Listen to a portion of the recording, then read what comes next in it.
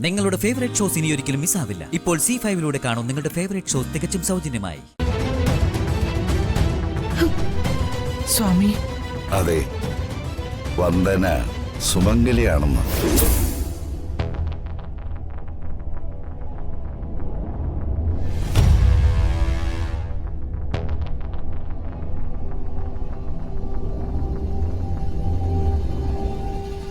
ഇയാൾ എവിടെന്നോ കുറച്ച് കാര്യങ്ങൾ മനസ്സിലാക്കിയിട്ട് കള്ളസ്വാമി കളിക്കാൻ വന്നതാ. അമ്മ ഇത് ഉഡായിപ്പാണ്.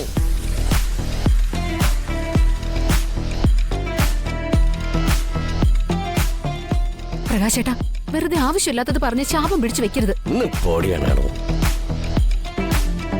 സ്വാമി, ഈ ദിയമോള് വന്ദന പ്രസവിച്ച കുഞ്ഞല്ല, അവളുടെ വളർത്തുമകളാ. ആ, അതറിയാം. കല്യാണ മണ്ഡപത്തിൽ വെച്ച് ഏറ്റെടുത്ത കുഞ്ഞ്.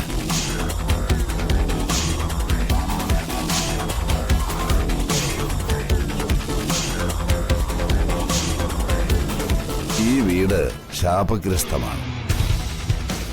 അശാന്തിയുടെ കരിനിഴൽ വീണിരിക്കുന്നു. കാരണം കാലങ്ങൾക്ക് മുന്നേ തുടങ്ങിയതാണ്. മാധവനും ചന്ദ്രികയും ജീവിതം ആരംഭിച്ചപ്പോൾ ജീവിതം കൈവിട്ടുപോയ പിതാവ് ഇന്നും ജീവച്ഛവമായി കിടക്കുന്നു. പിതൃശാപം, മഹാപാപം. പരിഹാരം കണ്ടേ മതിയാകൂ. കൊടുത്തതേ കിട്ടൂ.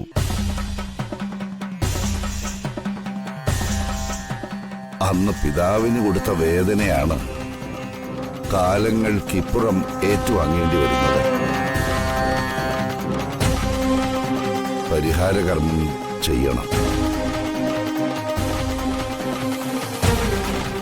അതിനെക്കുറിച്ച് കൂടുതലൊന്നും പറയുന്നില്ല.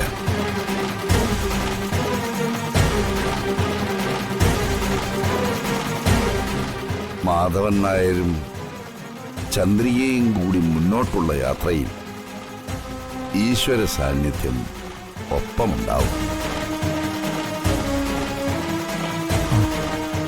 തടസ്സങ്ങൾ ഉണ്ടാകുമ്പോഴൊക്കെയും ഒരു രക്ഷകൻ സഹായത്തിനെത്തും.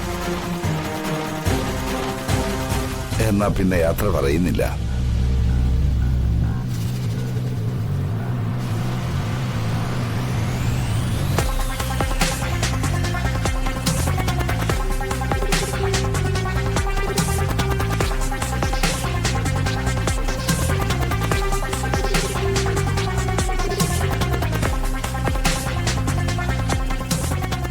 വന്ദനെ, ദുഃഖം ഒഴിവാകും. നിന്നെ കാണാൻ അവൻ വരും. താമസം വിന അവൻ തന്നെ അത് വെളിപ്പെടുത്തും. സ്വാമി, ഭയക്കണ്ട. ദുഷ്ടനോ നീചനോ അല്ല. ഹൃദയത്തിൽ കന്മദം പൊഴിക്കുന്നവൻ. ആരും പ്രതീക്ഷിക്കാത്ത ഒരു ദിനത്തിൽ ഞാൻ വീണ്ടും വരും.